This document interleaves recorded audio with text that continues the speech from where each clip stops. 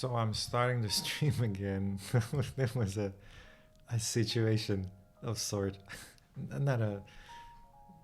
Okay, wait. So yeah, I've been kind of setting up Rust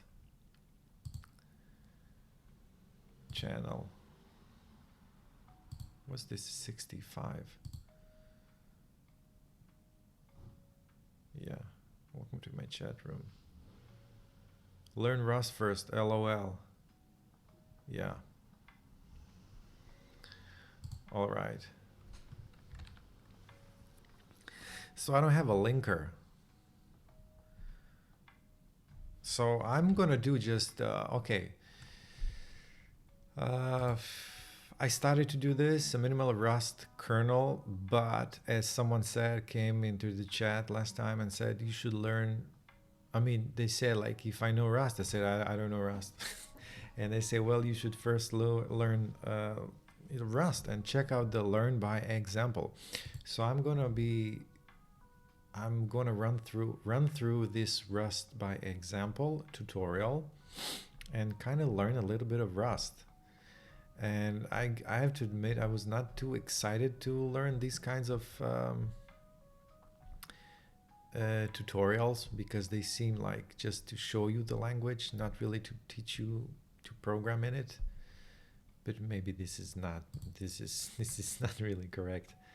And also I was thinking to watch, Tsoding doing searching engine in Rust. That's I kind of want to mix something like that. I'm still not sure. Yeah. So let's just start Rust by example. So I was kind of setting up my Nix shell. Yeah, I'm back on Nix. The prodigal son returns. Yeah. Anyway, so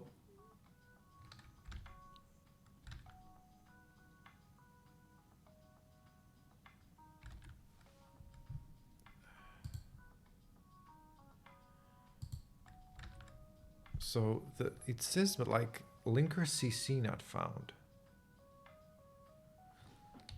Like if GCC, I don't have a GCC. Why I don't have a GCC? Yeah. So I installed Rust up, and then I installed, the default toolchain which has cargo. But it seems to me I don't have GCC.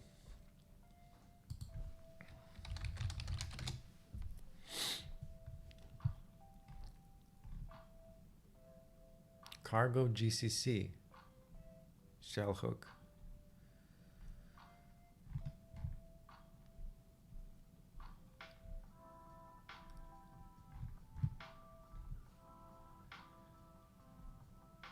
GCC.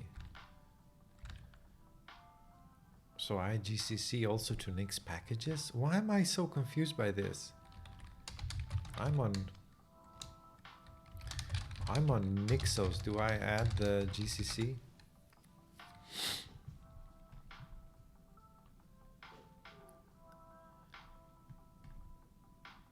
But yeah.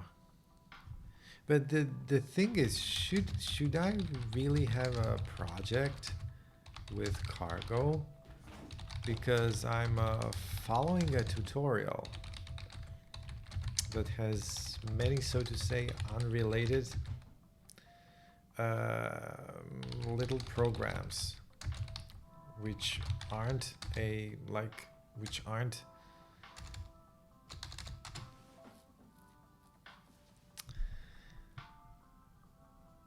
you don't necessarily need to use cargo for each individual program. However, here are a few approaches. Single cargo project with multiple files. So you could do that, right? You could set up a single cargo project and create each example as a separate file in the source bin directory. This is a good option if you want all examples within one project, but separated logically. Okay, main RS.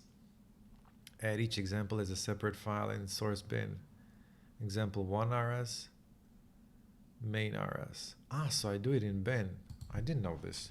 So I have like hello.rs and second RS and third example RS in bin. not in the source directory? This is what I'm curious about. In a cargo project, you can place each example file in the source bin. This way, each file acts as a standalone binary, each with its own main function, and they can all coexist within the same project. Can be empty or contain a main file. Oh. So now, okay, now we're getting to somewhere. So ls main rs main, what is this? Okay.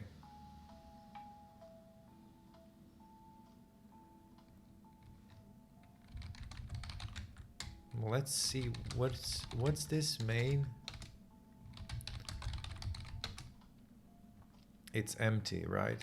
Let's remove main dot like this. Oh, I removed main too. Right, let's do main. What was it? Fn main, right? Empty argument and empty body, right? This should work. So let's do cargo run. No linker. Do I add GCC? Sudo hx configuration.next. Right, so I'll just add the sudo GCC, but how come before I didn't have the GCC? Git GCC. All right, GCC switch. So now I added the GCC live. All right. One follower. What is this? All right, now it's building the system config. Okay, now we're gonna soon start learn by example. Learn Rust first. LOL. Maybe this is. Maybe I should video producer create a dashboard. Maybe I should rename the stream to learn Rust by example. Manage stream. Manage stream. Yeah. You gotta go to the description box. Edit stream info. Let's see my OBS. Is it encoding overloaded? Yeah. Learn Rust first. LOL. Rust by example. Yeah, it's slow. Maybe because of the tabs. Updating. Yeah. All right. Or I should close this. Maybe I should close this. And I have the chat room here already.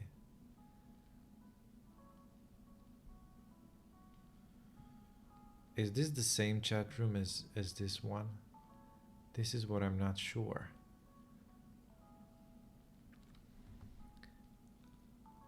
Stream manager. Let's see this.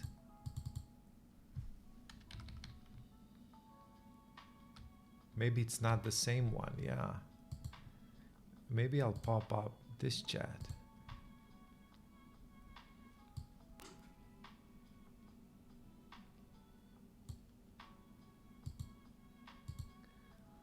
Maybe, yeah, I had a... You see, I can't... this is really... like this. All right, command. Like this. All right, I'll close this actually. This is probably taking much. I have to somehow lower the processing. Yeah, encoding overloaded.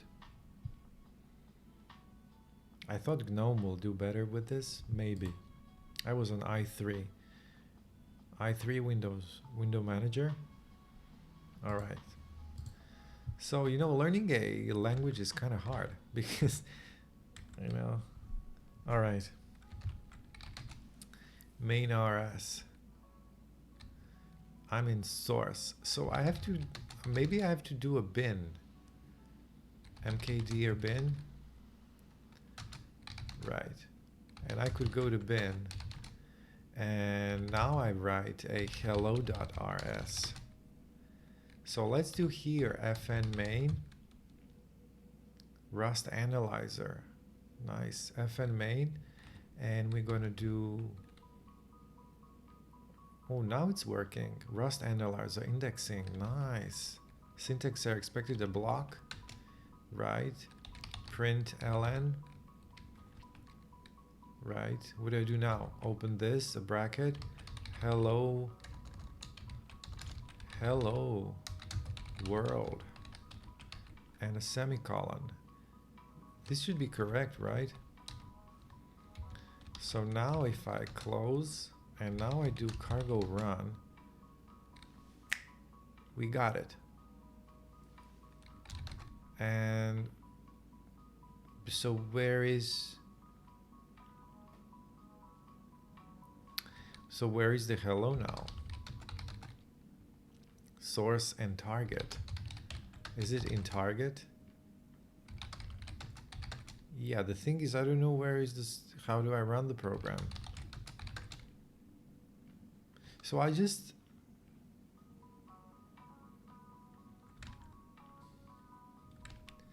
yeah, so I just did this, right? So learn bin, third example. Run each cargo run bin hello. Really? Cargo run bin hello. No bin target named hello available. Bin targets Rust by example. Yeah, but it gives me this kind of thing.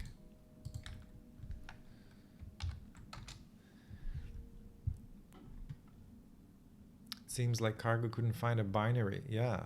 If the project was created with a specific binary name, or your cargo toml isn't configured to recognize additional binaries. Ensure files are in source binary. Double check that each example file is located in source bin. Bin hello rs. Check cargo toml. Normally cargo would automatically recognize files in source bin as binaries, but if there is any custom setup in cargo toml, it might conflict.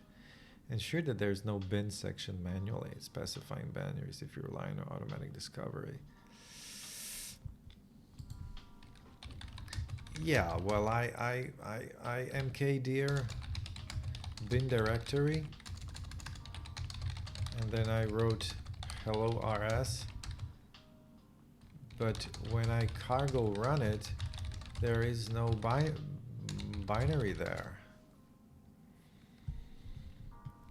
Cargo recognizes as binaries inside the source. Oh, it's inside the source. All right. cd code, cd rust by example.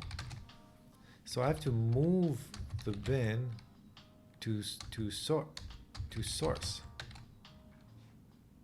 I just renamed bin to source. That's horrible.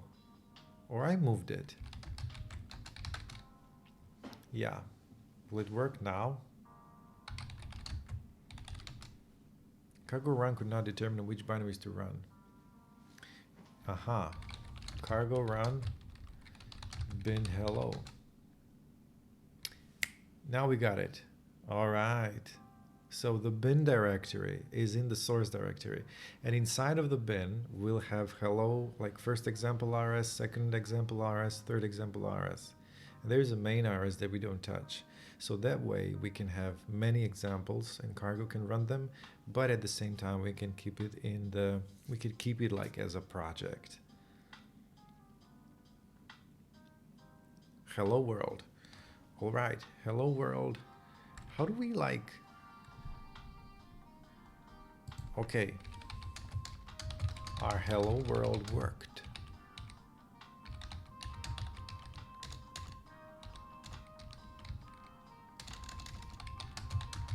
Can we like input hello and then input name? Now I'm going ahead, yeah, but print hello world. A binary can be generated using the Rust compiler rustc hello rs hello world. Hello world, I'm a Rustacean. Add a new line. Okay. Let's go to bin. But I'm curious about where are the bin. It's just cargo run bin hello. All right. Let's edit the hello and add a new hello. Print ln. I'm a Rustacean. So now we're going to do cargo run bin hello. Hello world, I'm a Rustacean. All right. But what did ChatGPT say about hello cargo run? Oh, this is this is already a lot. Fn main print hello, what's your name? Create a new mutable string to store the input. Maybe that's too much for now. This is a lot. Read the input. Yes, read the input. You have to create a mutable string to store the variable. And then you have to read the input, whatever you write, right? And you store that name, whatever you write, into that mutable variable, mut. But you also expect it to fail. In case it fails, it will output fail to read line. And then trim any trailing new line in whitespace characters. All right. I guess we don't have to add this. And then print line hello, nice to meet you, name. All right. Well, but let's see what's here. Go click run above. Okay, we got a hello world. Any program requires comments, and Rust supports 5 different varieties. Regular comments, doc comments, generate library docs for the following item, right? It's like for functions, I guess. Fn main, this is an example of a line comment. This is another type of a comment. It's like in C, right? Line comments are the recommended comment styles. The previous column was entirely for style. There's no actual need for it. Okay.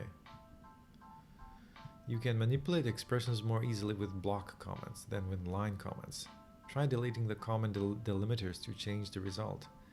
Let x, and now we have a let expressions. Oh, we can do this. Let x is a name. Let x is world. Let's try something. So, yeah, this is actually what I wanted to do. So let's say we do the variables. All right. So can we do let x is world like this? We have to put a semicolon at the end. So let x, well, let's not x a var, let var. We cannot use var. Okay, let x world. And now print l is x, hello x. Can we do that? Hello x. We cannot just write hello x.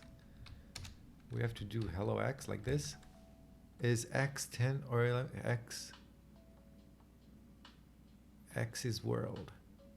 X. Oh, is x 10? No, we should not put this. This is just like not to make it. Okay, hello x. Is x 10 or 100? X is 5 plus 5.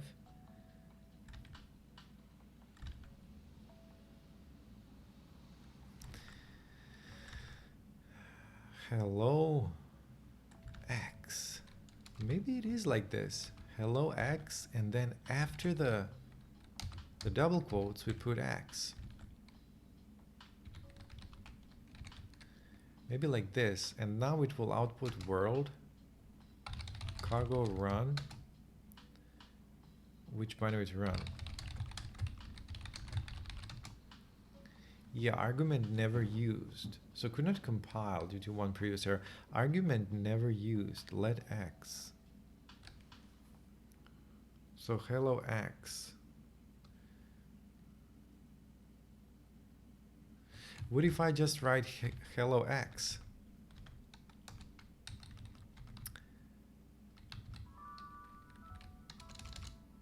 Hello x? No, I have to write it somehow. Hello x. X is this. Yeah, not sure. How do you do this? Like, I just want to, copy the. Okay, something simpler. I want to do something like this, but instead of printing hello world in one line, I want to do something like let x is world, and then print hello x. Something like that.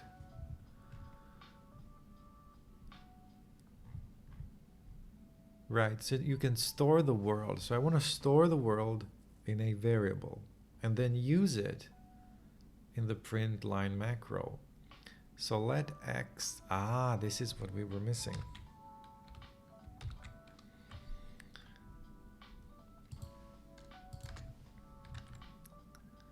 So yeah, hello, I need to put this.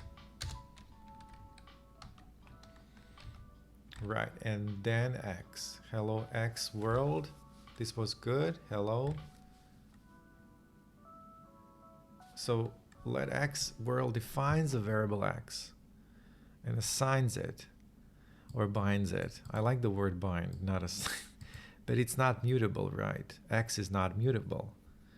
Println uses string interpolation to insert the value of x where the braces is the format string. How do you read this? Yeah, it's the format string. So when we run this hello world,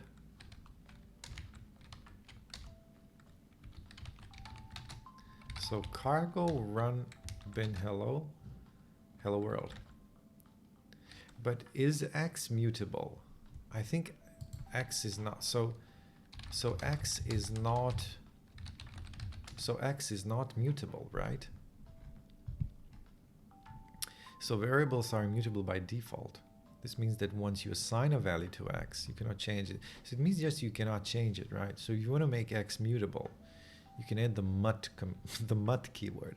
Let mut x is world, but what will make it? Now you can modify x. X is Rust. Oh, so you can't do that otherwise. So look what I mean.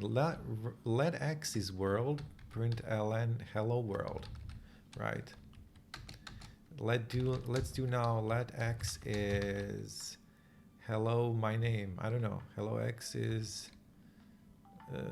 Domagoj Ding. That's not my name. Okay, Domagoj, and I'm going to do this, and now println. Now I'm going to do hello, and right, this is it, and we do this and x. So this probably now won't compile. Let's see what will cargo run hello. It works. Why does this work? So it is mutable. Wait, why does this work? Let x is work, but this works. I just changed it, but it works even without the mut. I just changed the x variable, and in the second line it printed hello Rust.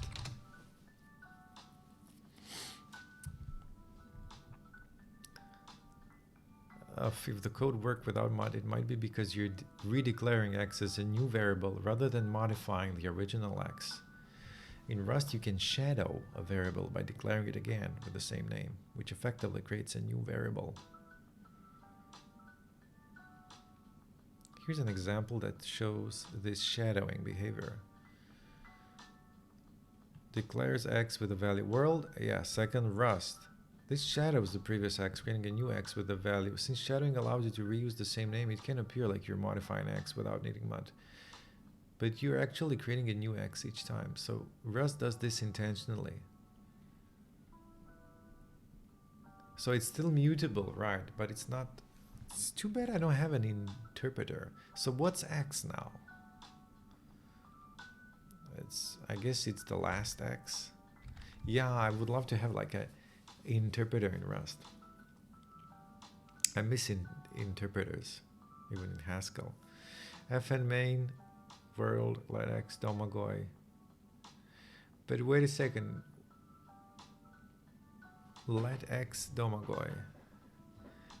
How do I show x?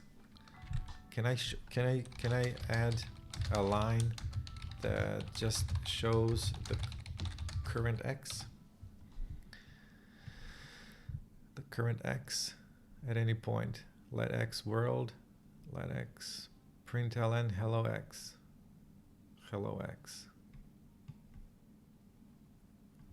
So what's the x? Current x. Hello, print current x, x print the new value of x. Shadowing. Yeah.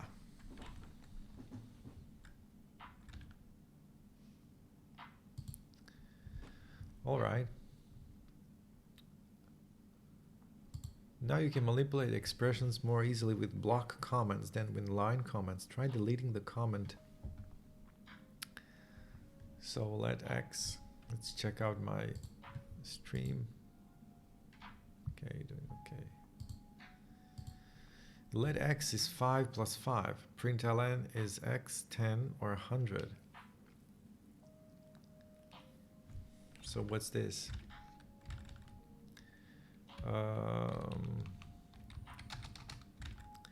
So we're going to do let x is 5.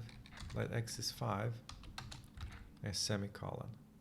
5 plus 5. We're going to do some arithmetic. Let x is 5 plus 5. And println is x 10 or 100? X is this and x semicolon. Why is this in quotes? Cargo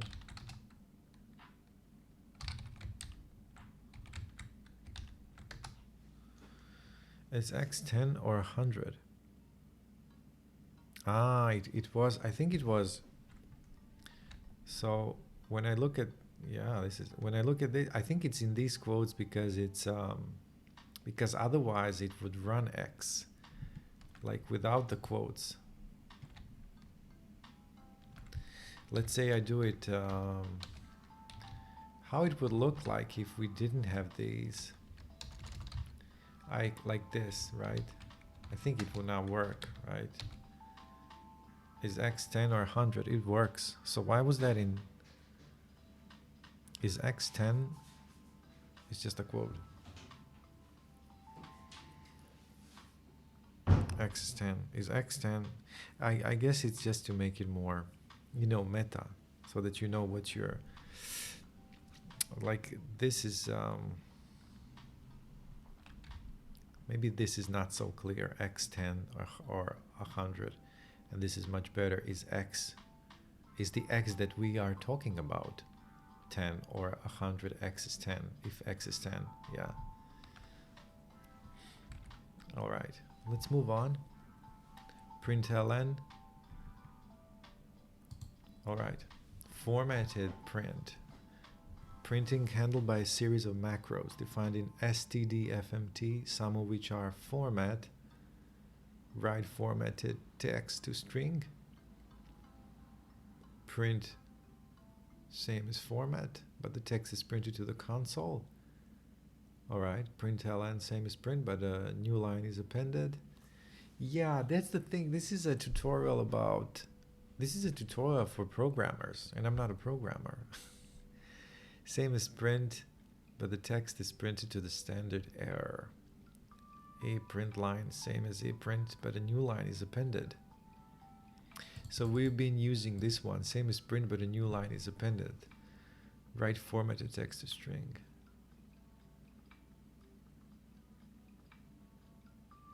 Oh, so which one to use? All parse text in the same fashion as a plus. Rust checks formatting correctness at compile time. FN. Oh, nice to see you again. Hi, what's up? So I've listened to your advice and I'm doing learn Rust by example. Yeah, and I even switched back to Nix. Can you believe that? So Void was great, but I still switched back because yeah, the sun returns or whatever.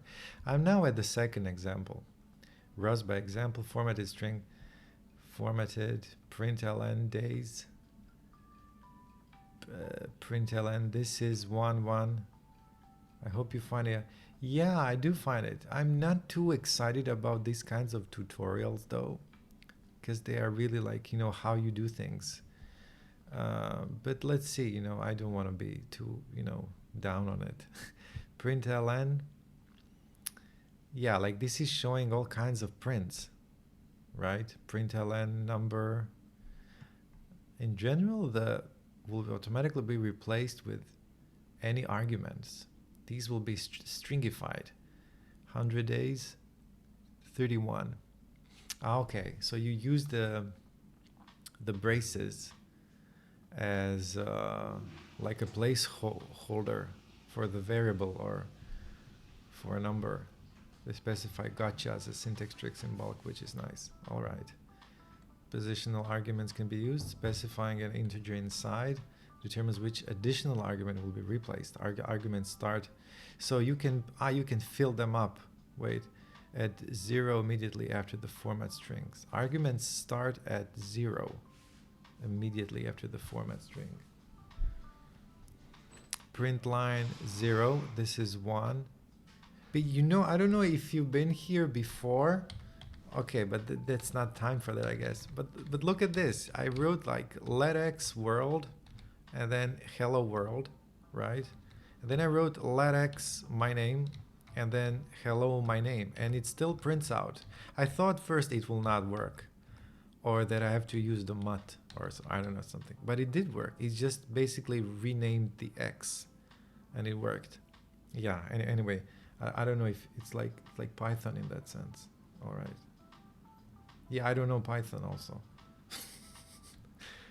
Yeah. Yeah, I've actually never programmed in imperative language. I was only learning Haskell, which makes me incapable of programming. This is called shadowing. Yeah, so throwing away old memory. Oh, I see. So you throw away old memory. Ah, because it was saved at some spot and now it's not. Okay, throwing away old memory. Shadowing. Oh, thanks. As can named arguments: print line, subject, verb, object. Object, the lazy dog. Subject, the quick brown fox. Verb. And okay, subject. I guess this is all the same, right? 0. But this would work. Will this work like this is 0, 1? Like if I put them, wait a second, I want to try something. hx hello. So if I do print line, yeah, if I do print line, how do I put 2 of these? No, it will not work like that, right? Days, and then I do like 21 and 31. No, I guess it will not work like that, right? Yeah, it will not work like that. I thought it will not work like that. Yeah. So 0, this is 1, 1, this is 0, Alice, Bob. Positional arguments can be used. Specifying an integer inside determines which additional argument will be replaced. Arguments start at 0 immediately after the format string. Or maybe it's this. Yeah. So I have to put it 1. Yeah, I see now.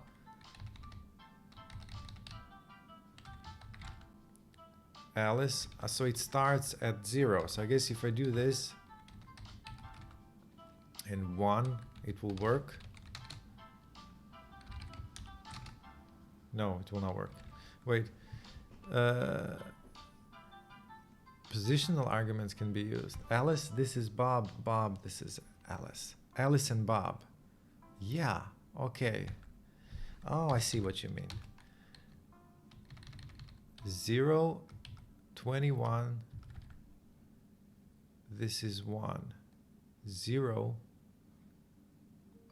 But what's the difference? I did 21 and 31. Maybe because it's a number, or I don't have a comma here. Maybe I should have a comma here. Alice and Bob. Is it because of the comma? Yeah, it's the comma. Okay, it's the comma. 21, 31 days. So print out, all right, that's cool. Print 0, 1 days, 21. Yeah, it's a comma. Then you put the comma here after the entire thing. And so you could have like here, but how Helix does it, this should be a syntax error without comma. Which without comma? That should be a syntax error without comma. Oh. Yeah, you mean like it didn't show it? Yeah, it didn't show it. But I think I don't know, I still have to check. I just reinstalled Nixos, so I don't even have I have actually a Helix. No, I have a Helix in Nix. But I think I don't have the language set up. So I'm doing this, yeah, the hard way. So basically you could do math, I guess, right? 0, 1. So you could do like, could you do like 2 plus 4, like 10 plus 4 and 2 plus 2? I have my Neovim, yeah. 2 plus 2. Will this work? It does, 14 in 4 days. All right, so you can do math. Sum. I guess then you can do it also with functions like that, right? 0 or squares or something like the sum of squares. Yeah, I want to do Lisp now, you know. No, okay. Ascan named arguments, print line, subject, verb, object. Yeah, I think I will change to Emacs. I used to use it because it's just, maybe I just, I don't know, I just miss it sometimes. Subject, verb, but I heard that Helix will have like a plugin script language, and they will use Scheme. I don't know if you heard that. That's kind of, I didn't expect that, but Ascan named arguments, print line, subject, verb, object. Object, the lazy dog. Subject, the quick brown fox. Verb, jumps over. Oh, it's the same as this, but it's in each line. All right. That makes sense. Different formatting can be invoked by specifying the format character after a colon. So print line, base 10. Different formatting can be invoked by specifying the format character after a colon. Oh, okay. Print line, base 10. And use this. Base 2 binary, B, okay. Base 8 octal, O. And it's the same number, so it changes the format. If they had plugins, then it's a free for. Yeah, yeah. They will. I think it's already. It's decided. I'm not sure how far are they with it. But I think it's soon. I don't know. Print base 16 hexadecimal X. Yeah. All right. Yeah, you can write justified text. This is the thing with the. Do you know, like, this tutorial is good. I'm not saying it's not. It's bad, but it's like, I guess it's for someone who is already like doing programming and you just want to quickly read this through. I don't know. You can write justified text with a specify widths. I don't know how to describe it. Like, there is a certain amount of information you get from a tutorial, and I like the tutorial where you really move. When I say move, I mean we're doing something and now I feel like I'm standing and I'm looking at how can I do stuff. You can write justify text with a specify width. This will output 1, 4 white spaces and a 1 for a total width of 5. I don't know what I just read. You can write justified text. You will get it. Yeah, but I don't know C. Should I start with C? You can write justified text with a specified width. As I said, I only did Haskell. I tried for like 7 years with breaks and Nixos. And some math, but it's just, yeah, you can write justified text with a specify width. This will output 1. Number, yeah, no. No, if you know C, I should get C, yeah. Yeah, you know why? I thought like to follow this guy. I like Zoding. So he's doing also a lot of Rust. So like to watch him doing Rust, this is left pad. This is left pad, not sure. So to watch him doing Rust and then, but anyway, that's also not the best idea. What do you mean by left pad? You can pad numbers with extra zeros. You can write justified text and you can pad numbers with extra zeros. Yeah, but somebody who reads this, like, how do I understand this? You have 2 expressions here, to write justify and then to pad numbers. This is left pad. You can write justify text with a specify width. This will output. Oh. 4 white spaces and a 1 for a total width of 5. Number 1. Oh. Okay. Wait. I should just read and not talk so much. Print. You see, I have something going on. Syntax error, yeah. Print line and then number. No. I have to put it again. Yeah, number 5, right? No, that's all inside. Chat paused due to scroll. All that matters, it's what's after the colon. Yeah. Number after 5. And number is 1. I see. Okay. So you do like number is 1. And this will be what? Cargo. I see. 1. So number, so if I do like this, what do I get? I do this. All right. Number 1. All right. Number 0.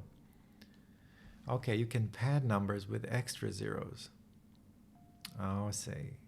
So this is the same thing, but you just add the zeros, right? 0 like this. Yeah.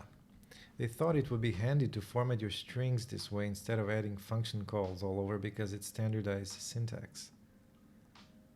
Yeah, I like function calls. No, but I see the... It's just you can make mistakes like this, right? Now I'm talking like a like a Haskell programmer. You know, you should put everything in a function. No, number. No, this is practical, yeah.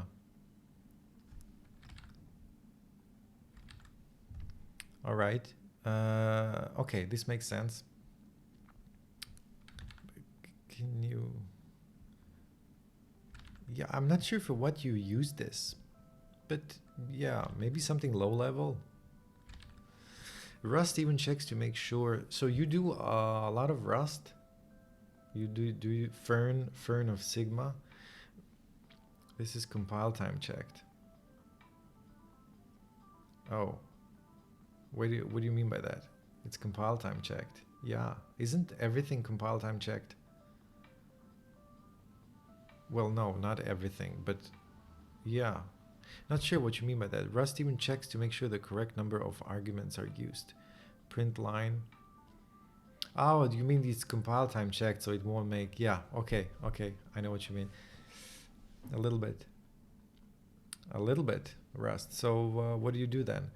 Rust even checks to make sure the correct number of arguments are used. Print line number. My name is 0, 1, and 0 bond. Ah, so add the missing argument, James. No, it will not ask me that to add the James. That would be funny if like Rust had like ChatGPT and then like, you should add James. No. Fix me. Add the missing argument. I have to fix it. Wait a second. I have to fix this. Oh, this is cool. No, I have to fix this. Yeah, almost everything. Add the missing argument, James. Oh, my name is Bond. James Bond. So I have to fix this. It won't let you mess up. Your IDE or editor should show a message from LSP. Yeah, it won't let you mess up.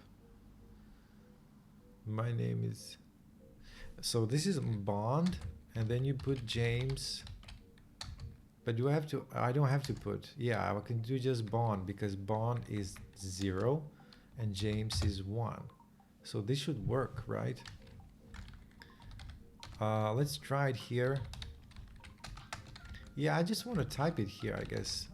It's important to type. It's important to do the movements. I mean, I kind of... My name is...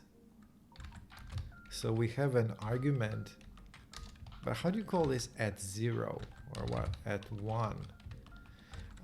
It's important for me to know the names. How do I name things? Like at braces, 0 braces. Without the comma? No. With the, no. This. And Bond. So Bond, comma, James. So this should work. Yeah. So cargo. My name is Bond, James Bond. Yeah, okay. It won't let you mess up. All right. Add the missing argument, James. So only types that implement FMT display can be formatted with braces, with curly braces. User-defined types do not implement FMT display by default. Yeah, this is for programmers, this tutorial. Like, if someone who doesn't really program, like, what does this mean now? I mean, I know what it means, but why is this here? Why is this here? Only types that implement. So this is like saying how the print line works. Only types that implement FMT display can be formatted with curly braces. User-defined types do not implement FMT display by default. Why is this here? This is just an extra information. Allow dead code. Also this allow dead code. Oh, I remember this. So this is like disable dead code, which like we disabled in the kernel. When we were building the kernel, we added the panics and stuff with this. So you can also disable that code, which, what does it, how do you disable? Because it's written allow. Why would this mean disable? Like this is confusing. Disable that code which warns it, which warn against unused module struct structure I32. This sends compiler warnings. Yeah. Okay, it sends this will not compile because structure does not implement FMT display print line destruct. For Rust, you can directly capture the argument from a surrounding variable, just like the above. This will output 1, 4 spaces in 1. Let number 1, let width size, print line. This is now a different thing. What's this had to do with this thing? Is this be nice if this had like, you know, lines or no? So the comment. Oh, so there's a comment in the code. Allow. Disable. Yeah, it's just this is kind of confusing because you allow something and then you disable. As I'm talking as a non-programmer, so which warn? Why is this here? Like, what do I do with this? Do I try it out? Like if I just write this, like if I write this, and do I just paste it here? And cargo run hello could not compile due to one previous error. Oh, I didn't add the. Oh, I didn't, but it worked before. Oh, that's interesting. Allowing dead code disables the dead code warnings. Yeah, it still sounds confusing. So by allowing, it disables the dead code warning. So you allow the dead code, you allow something, you allow an A, let's say, and the A, that itself disables the warning. So by allowing something, you disable a warning about the A. So allowing A, you disable the warning about the A. So otherwise, it warns you. So you allow that code. And that disable. Yeah, it's kind of a, for me at least. So by allowing something, you know, I love Chat GPT for stuff like this. I find this confusing.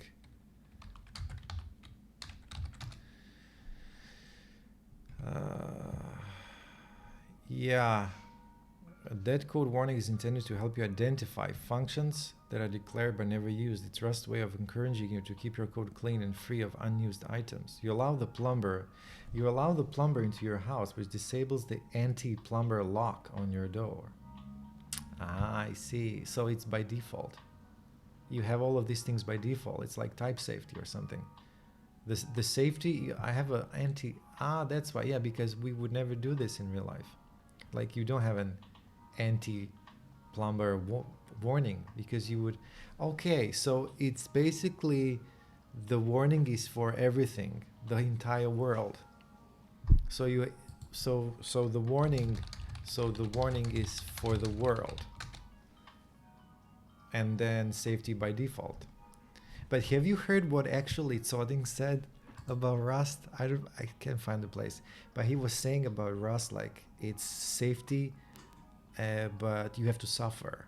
He was kind of like criticizing Rust in this, I think, because he said like it's safety even if you suffer. So like we don't care if you suffer, like let the children suffer, but it's important the safety, which is kind of weird that he said that because weird. I mean, he did a lot of Haskell and safety is important, but maybe it means, different. He's right. but he writes C.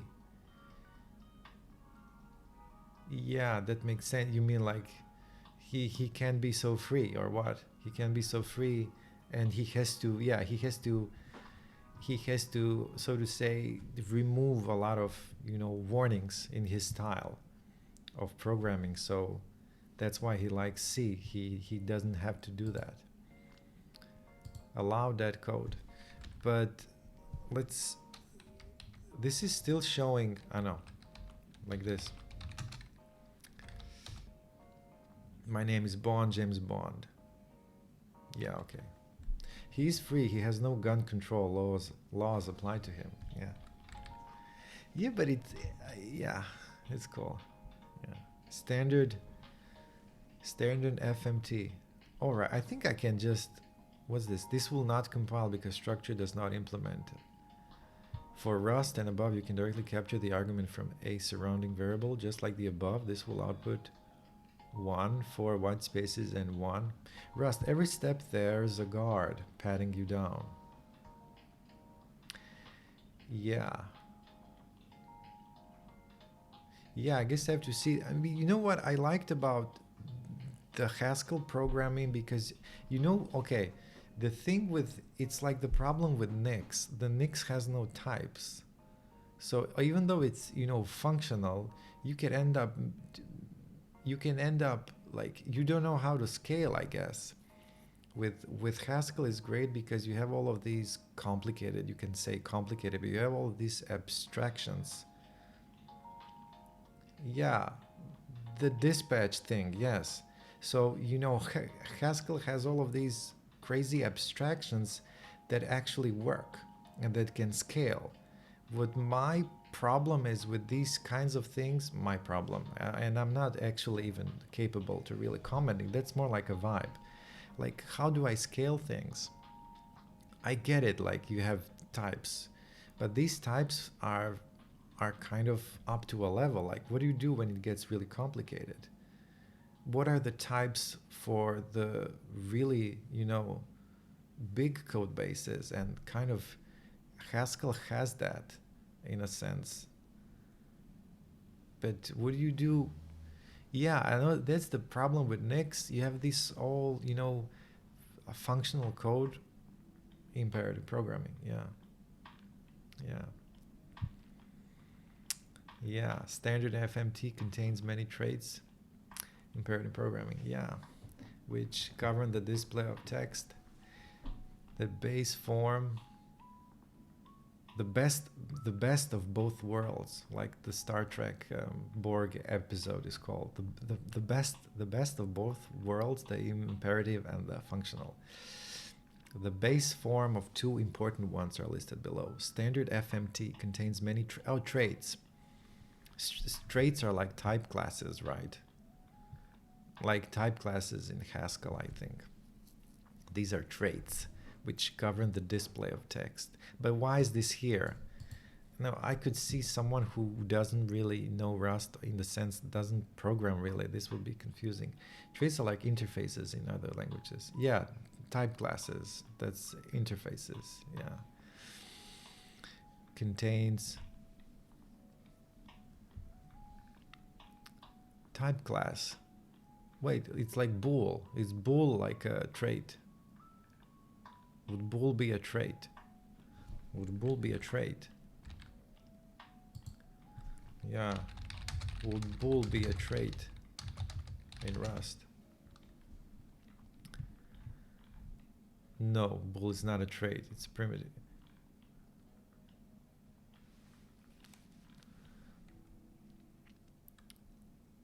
Bool is a type. Yeah, but it's okay. Trait. But I thought bool is, what's the most what's the most basic type class? What's the most basic type class in Haskell? In Haskell, the most basic is defines equality and inequality. Yeah, being able to print to standard output is a trait. Okay. You implement it for your types. Ick. Is there ick in Rust? Yes, Rust has an ick trait which is similar in purpose to Haskell. Alright. Defined equality for types. Rust's ick trait is more of a marker trait, meaning that it doesn't actually require any methods. It works alongside the partial ick. Struct color red, green, blue. Implement partial manual. Implement partial for color. Self, other, self, bool.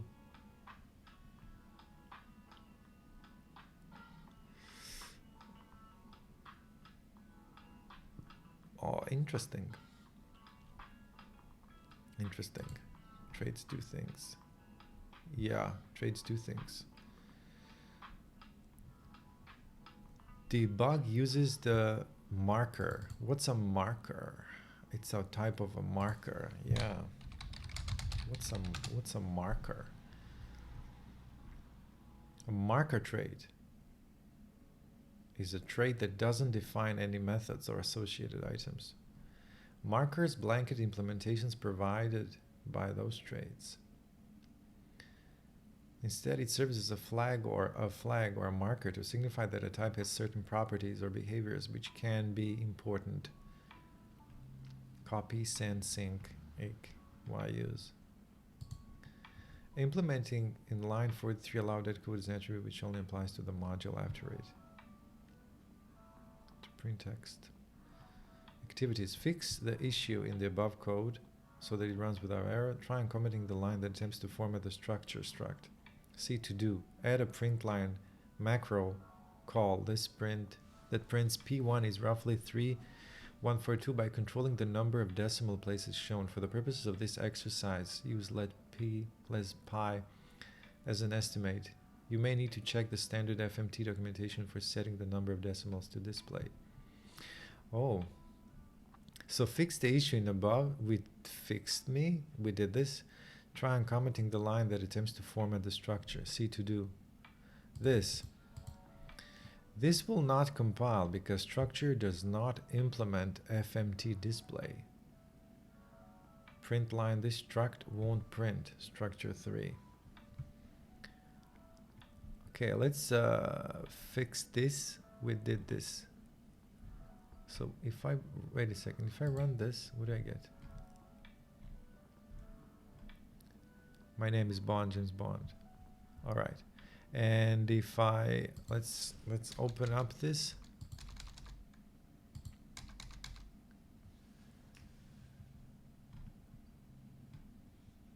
And if I have to go up, if I do this, probably there's an error.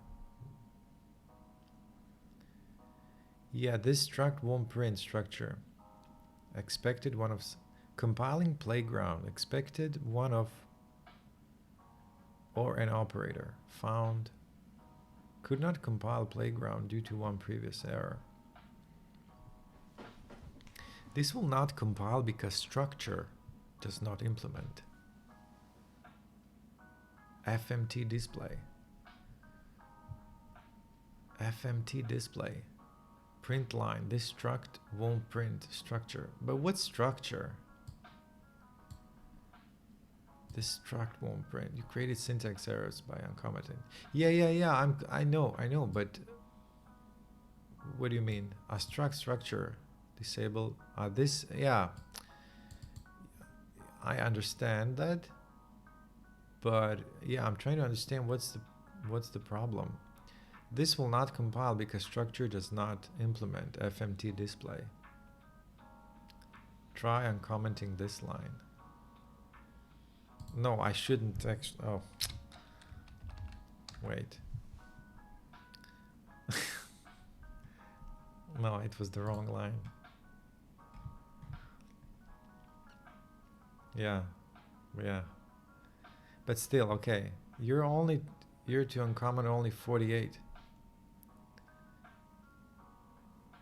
Why not the FMT display? I know. That's confusing then, right? Or not? Because this looks like code. Try uncommenting. Well, it says uncommenting this line. Yeah, you're right. I should read better. Yeah. And now it has this struct won't print. Yeah. Part of a sentence, my man. Yeah. The trade, that means I was rushing. Not good. Well, we do our best. Help, the trade is not implemented for structure. In format strings, you may be able to use this, or this. Note this error originates in the macro create format args nil, which comes from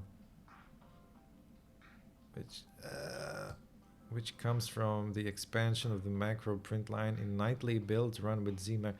That's a lot of info. I mean, for more information, could not Rust C explain EO, like, I saw these E lines. Like, if can I just paste this here? Yeah. You try to use a type which doesn't implement some trait in a place which expected that trait. Erroneous code example. Here we declare the foo trait with a bar method trait, with a bar method. Trait foo fn bar itself. We now declare a function which takes an object implementing the foo trait, fn some function, t type, was this a type, foo t, foo bar, which takes an object implementing the foo trait. Fn main, we now call the method with the i32 type, which doesn't implement the foo trait. In order to fix this error, verify that the type you're using does implement the trait. For example, yeah, I don't know what, yeah. Allow a second. This struct won't print.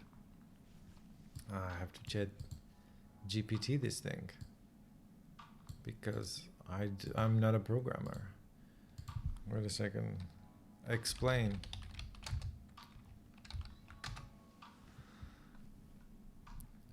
Let's see. Why the following line of code fails to compile? Yeah. The issue here is that the custom structure does not implement the FMT display trait, which is required to format the struct as a string. But I guess I need...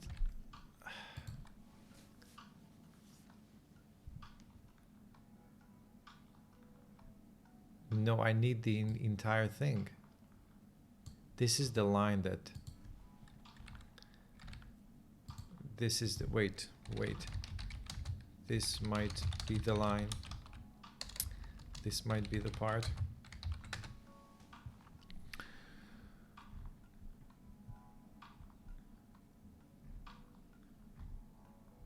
Explanation. Well, look at this. Custom structure does not implement the FMT display trait, which is required to format the struct as a string for printing with. This struct won't print. Structure 3. What's happening? In Rust, the println macro uses the placeholder, right, to display values by calling the FMT display trait on them. But how is it calling the FMT display? The struct structure, all right, this is the structure, but it's declared here. And the struct won't print, all right? The issue here is that the custom structure does not implement the FMT display trait, which is required to format. In Rust, the println macro uses the placeholder to display values by calling the FMT display trait on them.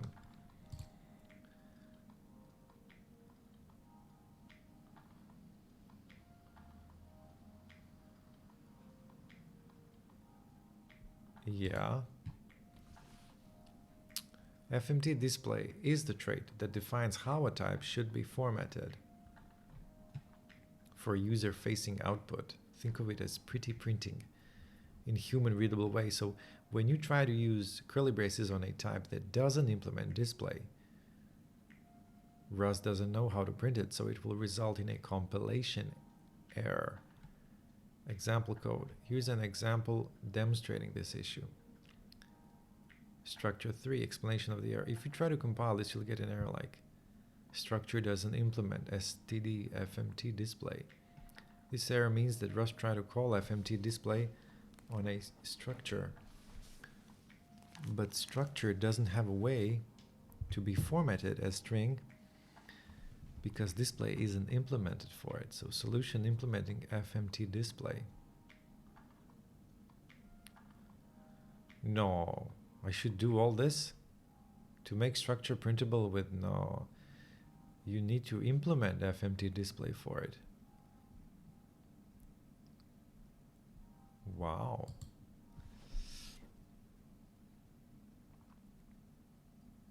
Now I'm completely lost. But I don't think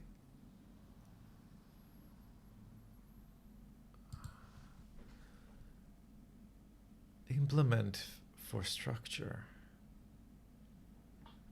Now when you run the program, you'll see the output. Oh, implementing FMT display. Wait, I know what to do. I know what to do. Rust by example and Tim clicks.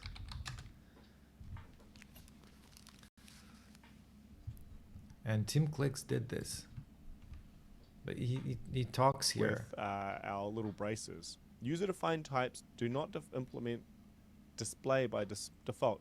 Look, So one of the things I just that found we it. haven't talked about yet, we've only learnt a tiny, tiny fraction of Rust in our first 20 minutes.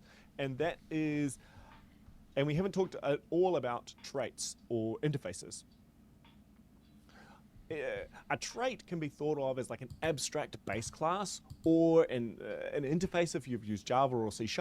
Now, or if you've, and so this format display thing is the way that it is saying that your I've got a struct here which is called structure. Let's call it something else. Let's call it stream, and we've got the number of viewers here, and we call it live stream just for fun.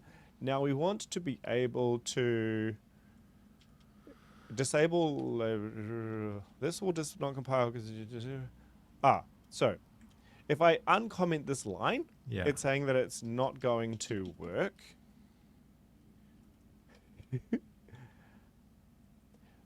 And so it's just demonstrating that this is a problem. We'll talk about implementing traits in a little bit further on. Yeah, he's but not doing it. This is just a guidance to say that your user-defined types don't work by default. Okay. But we can fix that soon. This will not compile because structure just okay, we've seen that several times now. Print line for Rust 158 and above, you can directly capture the argument from okay, so this was actually what I started with, or I said before, which is up here, that we can actually capture the named argument syntax. Okay, so Rust by example So he didn't was explain right. it. Yeah, it was too And soon, I now guess. we also get some more documentation talking about debug and display and how to implement them. So activities, fix the issue. We've done that. Uncommenting the line. We've done that. Add a print line macro that prints pi is we are roughly not supposed to. 3142. Controlling the number of decimal. I'm not supposed to solve this. I'm just supposed to uncomment it and see the. We're not supposed to. Yeah, it's too soon for that. That's why GPT gave us a whole. Yeah. Places. Okay. Let's do that. Uh-oh. I'm already late. Oh, now he will Hopefully delete you don't this. mind. All right. All right. Wait a second. So let's try to do the same thing, basically. I'm gonna delete this like he's doing. That's not, that's a good idea. And right, so let's see. Add a print line macro. Add a print line macro calls that prints activities. Add a print line macro call. Add a print line macro call that prints pi is roughly 3.142. All right.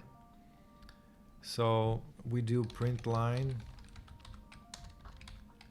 and pi is roughly 3142 by controlling the number of decimal places shown. For the purposes of this exercise, use let pi. We're going to use let pi as an estimate for pi. 3141592. I'm just going to copy the pi, not the let pi. We need to write. All right. So I guess this can be put here.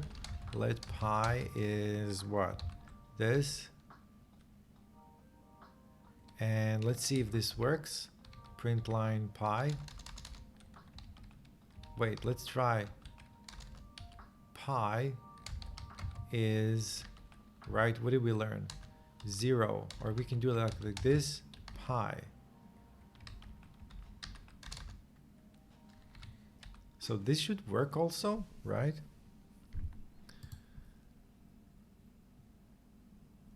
No, warning.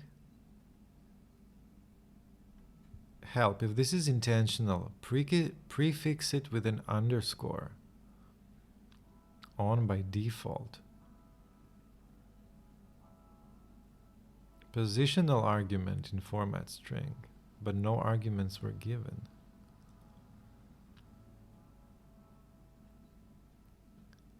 I thought this is like pi is.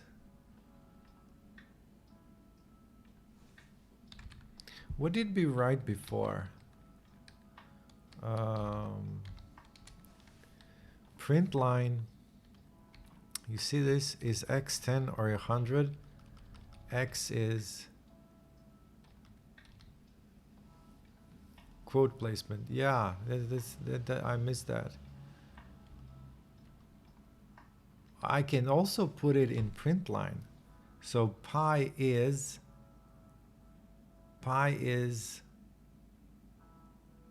curly braces is x10 or 100. X is, but didn't I do this? Pi is, right? Pi is, what happened? You typoed the double quote outside. And now I went,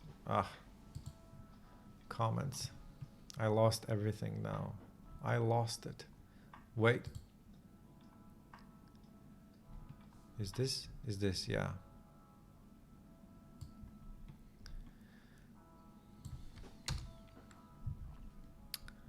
So it's, so print line, okay, right, print line, and pi is, no, pi is, we do this, right? And then outside, we need also let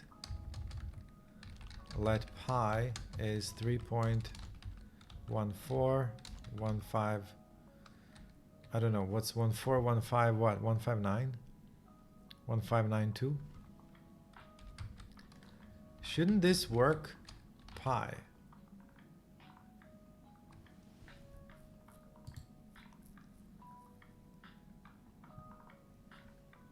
You typoed the double quote outside. The outside. Look at this. Is x 10 plus 4? But didn't I have this? I could have this too, right? Number. Oh, I'm so bad at this. Number 1. I could have it also. Wait, could I have it in? I could have it in one line. Pi is 3.141592. Because the refresh now semicolon.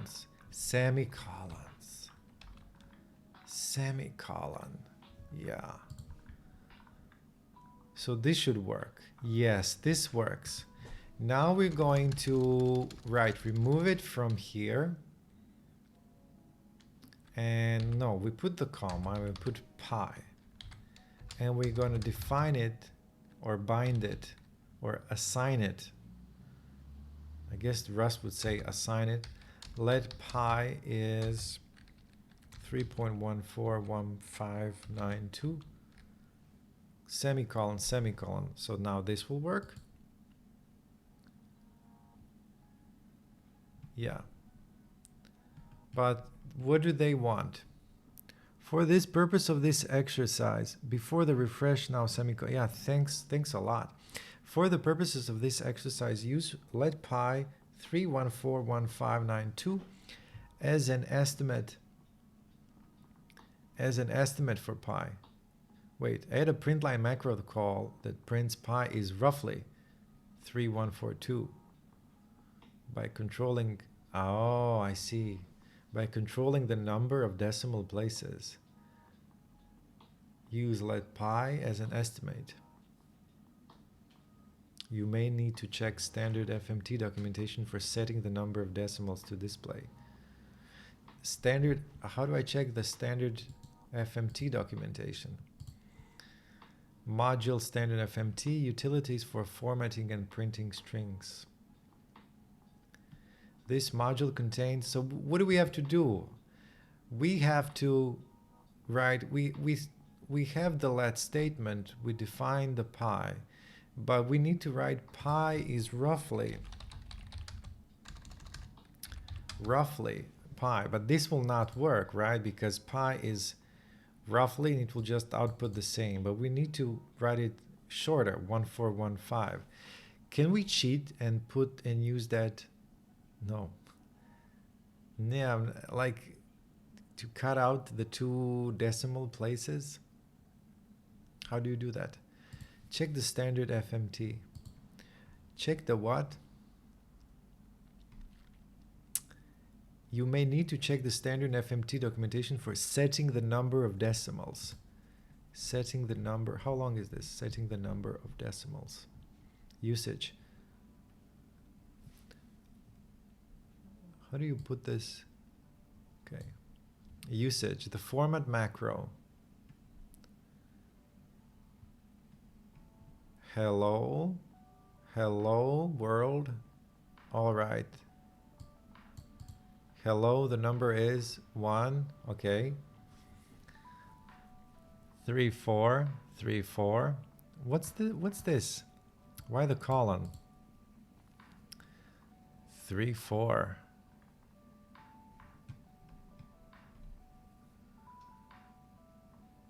Value 4. All right. Let people, Rustaceans. Hello, Rustaceans. Hello, people. Format, this 1 and 2, right? Format 42. 0042 with leading zeros. Yes, I was thinking debug print.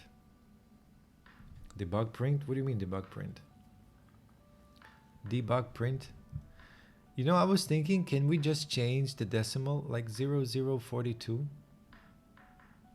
with leading zeros? No, I'll just have more zeros. From this you can see that the first argument is a format string, positional parameters, named parameters, and what did they say? Setting the numbers of decimals to display, formatting parameters, fill alignment, sign, precision, maybe it's precision, search it. Yeah, I know I should search it, but I'm like just going a little bit to see localization, escaping, syntax, formatting traits, use, display, debug, related macros, write, print, eprint format. Yeah. What am I going to search? Decimal. For floating point, yeah, the precision. For floating point times, this indicates how many digits after the decimal point should be printed. This is it. Yeah, I was kind of right. I was right. There are 3 possible ways to specify the desired precision, and integer n itself is the precision. An integer or name followed by a $sign. Use format argument n, which must be a U size, and asterisk. 2 format inputs rather than 1. Now let's see examples. The following calls all print the same thing. Hello x is 0.1. Okay. Hello print hello 0 is the following calls all print the same thing. Hello x is 0.01000. While these print 3 significantly different things. Right. Hello has 3 fractional digits. Hello 123 has 3 characters. Yeah, right. 3 characters. Hello. I just want to use this zoom. I really like to have this. Is it that's so cool. All right. 123 has 3 characters. 123 has 3 right-aligned characters. When truncating these values, Rust uses round half to even. No. Okay. Here. So what do we need? Has 3 fractional digits. Has 3 characters. Has 3 right. So we need maybe the first one. So name, there's a star. Has 3 fractional digits. Hello 3, name 1 2 3 4 5 6. Oh.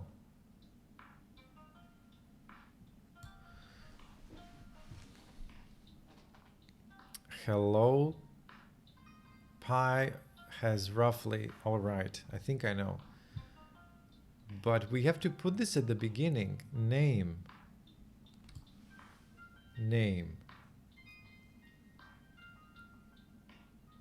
So we're not going to use a let statement. I mean, we don't need to use a let statement. Let's try without the let statement. So pi is roughly pi, right? Okay, so print line name. Hello has 3 fractional digits. Pi name, but we have to put this at the beginning. And pi. Hello. You know what? I would just copy and paste this and tell ChatGPT to do this. But I bet it would do it right. But I should do it, right? Print 3 significantly different things. Yeah, stuff like this, it's like, well, let's just start with something. So, maybe like this.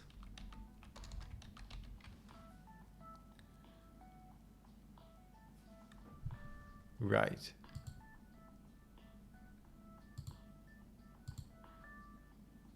And then a comma. It's a placeholder. And then a name. Has. Hello.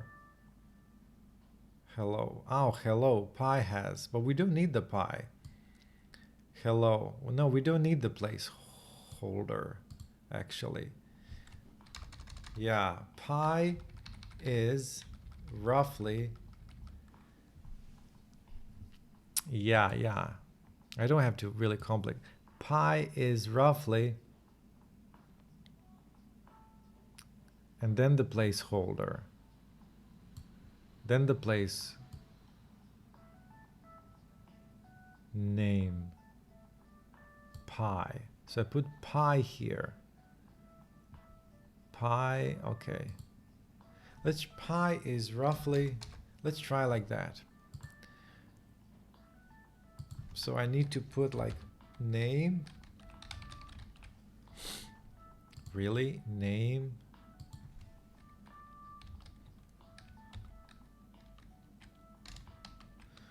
I'm so bad at this.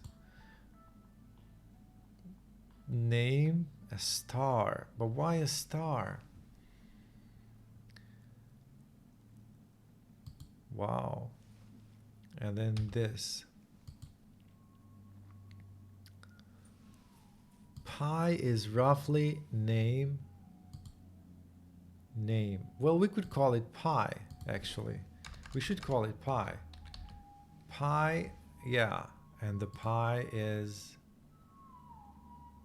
yeah. Pi is read above, yeah. With the name and the star, yeah, I saw that above, yeah. But wait, I just name is. So then just pi is 3.141592. Not sure if this will work. Name is. Pi is roughly. I don't think this will work. Read above.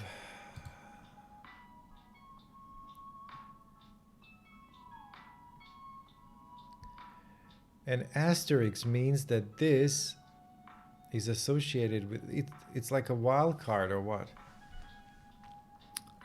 It's a regex or what? Means that this is associated with 2 format inputs rather than 1. So is a format string in the fashion spec star is used, then the first input holds the usize precision and the second holds the value to print. If a format string in the fashion of arg spec star is used, then the arg part refers to the value to print and the precision is taken like it was specified with an omitted positional parameter. Yeah, like I read this and I don't get this. I understand kind of what it says, but it's like I have to, meditate on this. Go on a mountain and, meditate on this sentence. Okay, I'm joking. Let's see, Ellen. Let's see what compiler named argument pi is not used by name.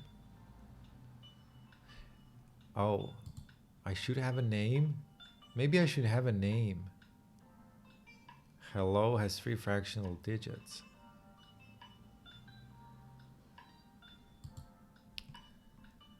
It's reading comprehension for sure. Yeah. Because it's not so intuitive. Like pi is roughly, what if I write name? And then pi is name. No, I don't think this will work. Yeah. Named argument name is not used by name. It said the T thingy uses 2 inputs.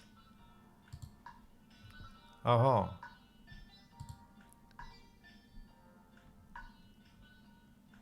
With 2 format inputs rather than 1. Yeah, and the first input is floating point precision. But that's the pi number. Like you mean like the left and the right side? No, but like the input is, you see, I don't understand. Like the input is the floating point number. Isn't that the input? You only have 1 input. The pi, yeah. So what's the second input? With 2 format inputs rather than 1. So maybe I'm not using the right thing. Oh, I'm not using the right thing. Because I was thinking, yeah, hello arg, wait. It has 3 fractions, hello 3 name. Hello? You only have 1 input, the pi.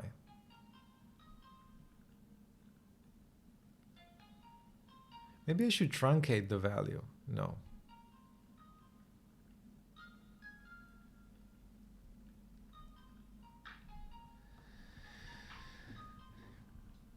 Wow, the whole stream about printing a decimal. Not bad. I like this. Wait, I have to start again. An integer n itself is the precision.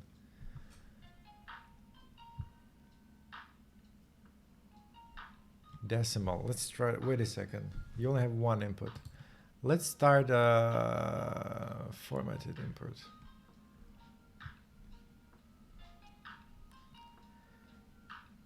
Check the documentation for setting the number of decimals to display. Did I really display?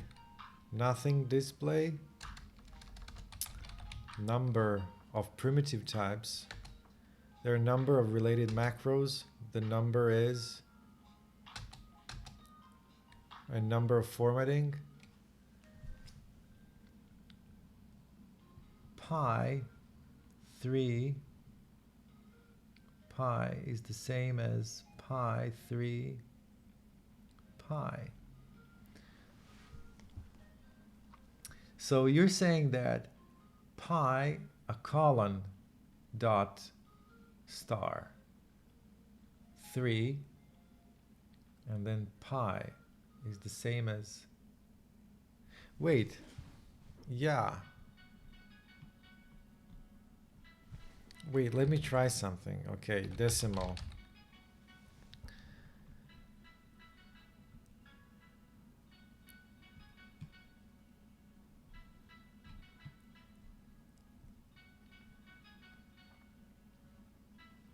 Two inputs. Yo, I'm like completely confused. You know this? But I want to try something. What if I put this... Let's comment this, right? I'm gonna comment this and put this one here. Let's see what it does. Running. Playground timeout. Just paste both in the code. Oh, you mean your code? Ah, all right. Why did this stop working? Playground communication timeout. Wait. Okay, I'll paste what you wrote. Will this work now? Let's see. No output. All right. So if I paste in what you wrote, yeah, I did refresh. I had to refresh. You mean paste the entire thing?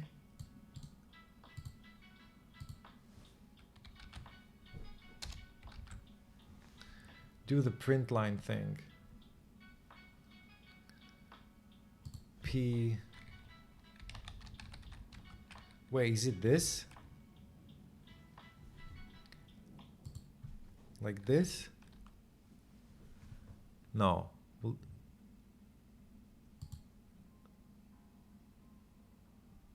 No, it's not working. I did something badly. Print line. You know what I want to try? Wait. I want to try. I'll have to fix this. Maybe you know how to fix this. Do the print line thing. Two things. No, two inputs. Two things. Oh, these are like two things. Is the same as. Wait. Maybe I. You mean like this? Wait. Print line.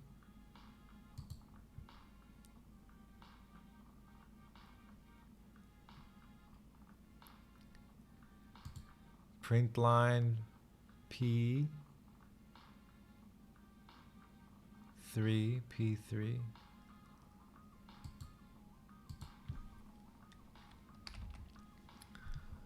Wow. So let me try this. I'll copy this. Print line name has 3 fractional digits. Hello name.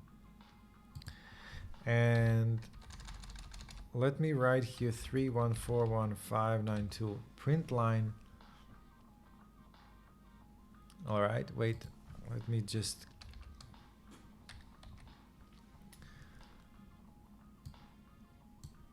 all right, copy.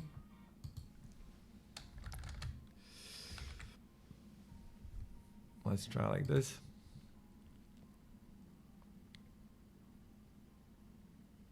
Ah, okay, print line P. This is so simple. Oh my, this is very simple. It's the same as before, but wait, it's the same as before. So okay, let's step back. I want to understand this. This is so simple. So you could basically write, change the 3 to 2. Yeah, print line this, and we do this, and we do pi, and a comma, and pi. This is like before, 141592, right? So if I print this, if I run this, oh, this will not work. Ah, interesting. Ah, it will not work just like this. You declare the number of digits dynamically with an argument rather than a fixed string. Yeah, I thought this will just, I want to like go from the most basic one, just printing the pi. No, this will print the pi. This will print the pi. Quotes again. What do you mean, quotes? Ah, quotes again. This.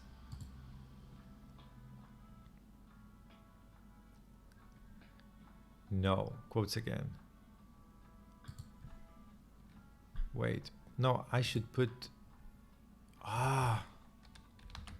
pi like this.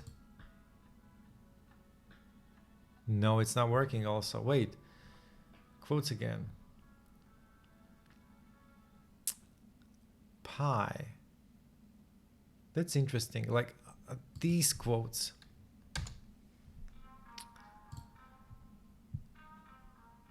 All right. Quotes again, right. So we have this print line pi. Right, and then we do print line, and then pi, and then 1. Let's do 1. So now we're going to add the 1 decimal place, I guess. But you see, this is so possible to make a mistake. This is one thing I don't like. I don't like. Okay. This is kind of, I mean, it's not that I don't like, but it's kind of, you can make mistakes. So yeah, again, pi this, right, pi, and then 3.141592. Now this should output 1 decimal place. Exactly. How do we know actually? Let's output just 3. Pi, can we do it like, pi,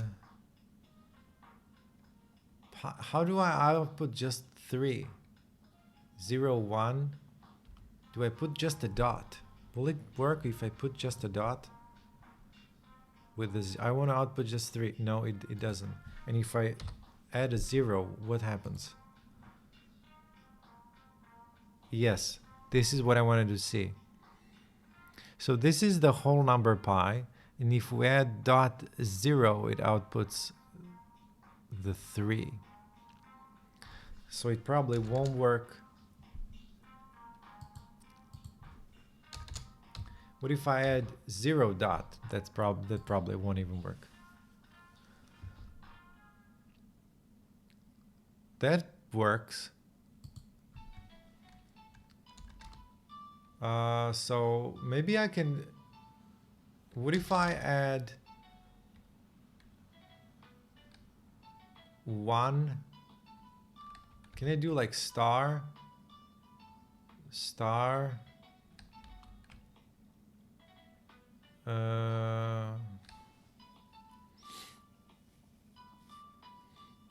I just want to turn, I want to turn it. I want to like invert it. Pi 0.3. No, it should be like, so can I do like 0 dot and then pi? Will this work?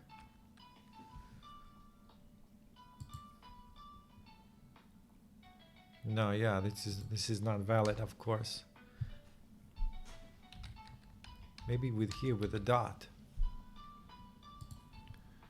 I guess the name should be first. Yeah, I think it's wrong. I want to try something, but like, okay, pi, as you said, this and 2 would output the 2 decimal places. Yeah, and 3.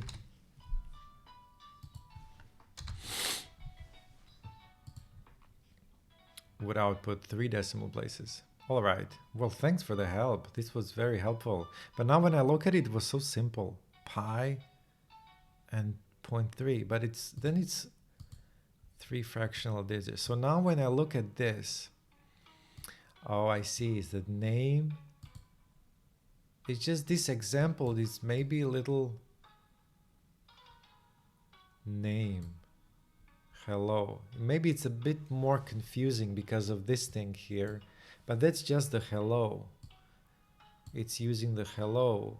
So let's try this. Hello. Print line. Maybe let's add this. So it will be like this, that as argument. So hello.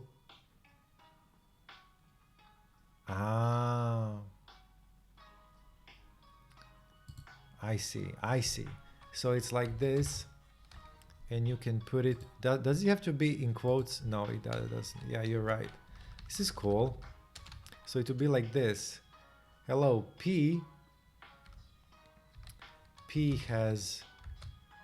number has 3 decimal places. So it'll be like, it has 3 fractional digits.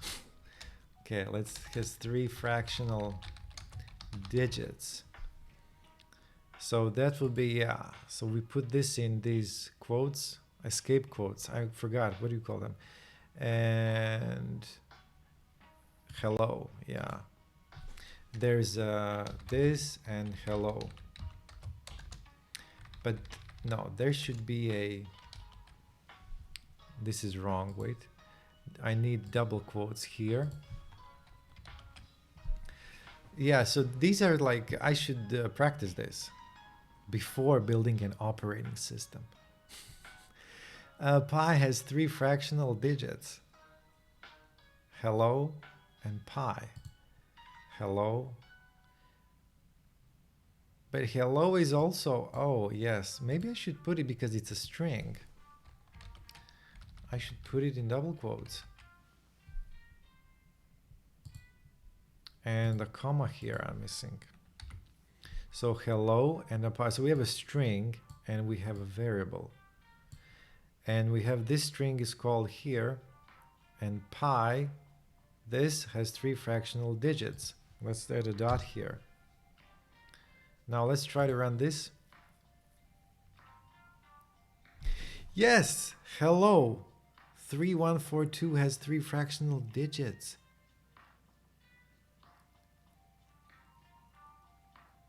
But it's showing the quotes.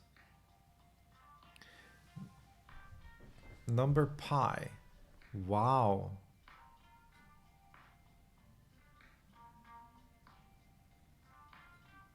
This is really cool. Although it's kind of, this sentence is kind of silly. Like 3142 has 3 fractional digits. Okay. Print line. Yeah. All right. Wait, how long was this going on? How long is this going on? 149. Yeah. I have to stop. I have to go to I have work. I have to go to work and do something now. And this was great fun, really. I've learned a lot. I've learned a lot. Yeah. All right. Thank you so much. Thank you so much. All right, and I'm gonna go now. So thanks for coming. Really, thanks for dropping by. It was nice to see you. Look at this. Oh, like there's a hi guys. Hi guys. Look at this. A heart. Can I send a heart? All right. Yeah, I can send a heart. All right. Okay, so this was the first.